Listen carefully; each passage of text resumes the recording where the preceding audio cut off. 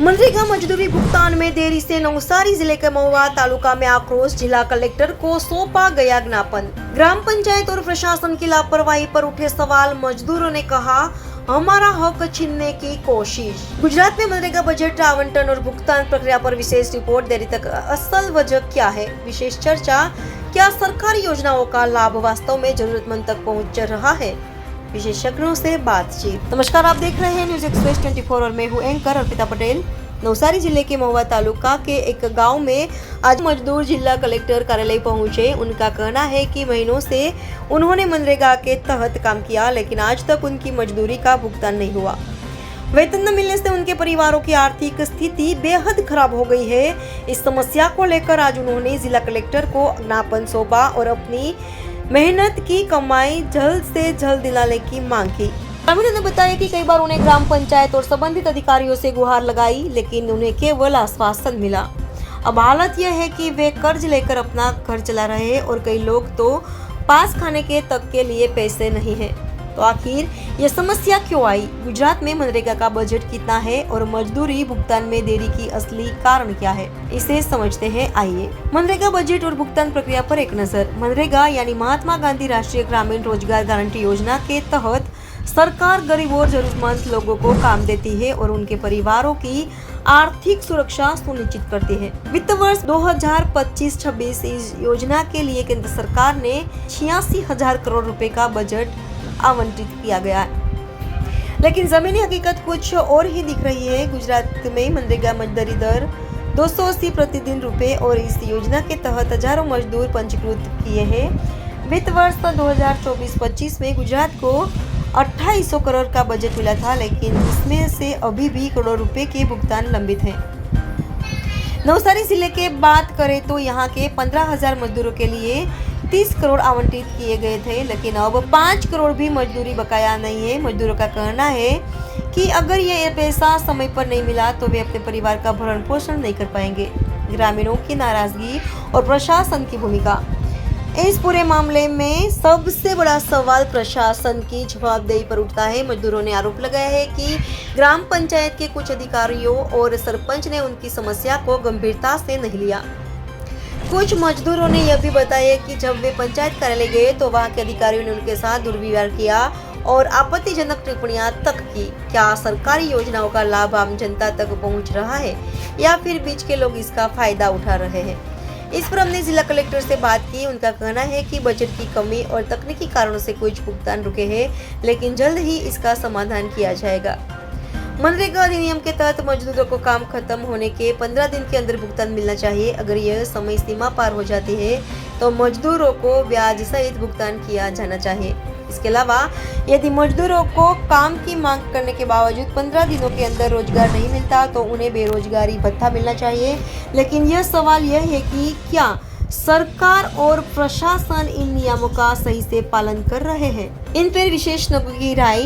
मनरेगा और ग्रामीण विकास मामलों के विशेषज्ञ डॉक्टर राधा कृष्ण ने कहना है कि अगर मजदूरी समय पर नहीं मिलेगी तो इस योजना का असली मकसद ही खत्म हो जाएगा। सरकार को चाहिए कि वह बजट आवंटन और भुगतान प्रक्रिया को और तेज और पारदर्शी बनाए।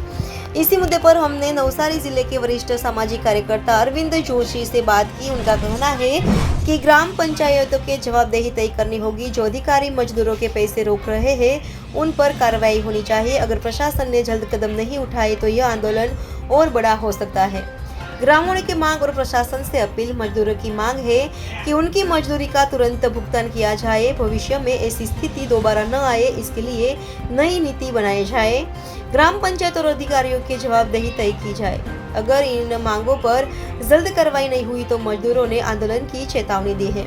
इस पर हमारे संवाददाता परवेज फारूकी ने बात की। अस्सलाम वालेकुम, आदाब, नमस्कार, सत श्री अकाल, जय जिनेंद्र, गुड आफ्टरनून और दोपहर का सलाम। इस समय मैं मौजूद हूँ नवसारी के कलेक्टर कचहरी में, जहाँ पर मरोली से लेकर के कुछ और एक ग्राम पंचायत से यहाँ कुछ लोग आए हैं आवेदन देने के लिए।